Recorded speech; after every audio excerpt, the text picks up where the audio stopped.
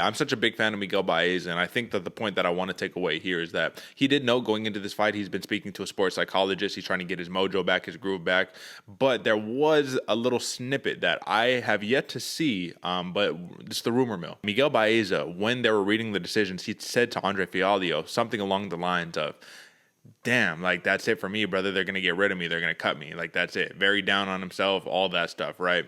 And I'm not sure if that's confirmed, but this also goes hand in hand with rumors that were saying that along his success as a prospect coming into the UFC, he was always very, how would you say, self-deprecating to a degree, had imposter syndrome almost, where you say, more or less, I don't deserve to be here. Something bad is inevitable. Something bad is going to happen to me. Like how some of these young rappers who are like predicting, it's almost a premonition that they're going to die young, and they end up dying young. It's like you willed it into fruition. You manifested a negative energy.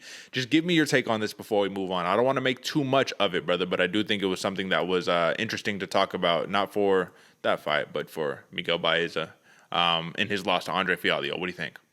Yeah, I mean, I try and advise people away from that kind of thought, but you can really kind of see it in his body language, man. Even after, during, like when he starts getting hit, you can kind of see him start to crumble, man. I really hope he kind of gets this figured out, because Baeza, I forget how old he is, but he's young in the game, man. He still has a lot to give, a lot to offer to the game, and if he can get past that little mental hurdle, it's not a little mental hurdle, excuse me. That's a massive mental hurdle. A lot of people that play sports, a lot of people that, make it to big businesses and stuff, that they kind of deal with a lot, man. All of us are just normal people, but when you're thrust into that position, it can be scary. So, man, I at the same time, when he was getting knocked out, I was thinking the same thing. This dude might be done. He at least might have to go take a break and kind of, run back to the regional scene, kind of get his mojo back, and then come back in for another shot at the UFC. It's not out of the question.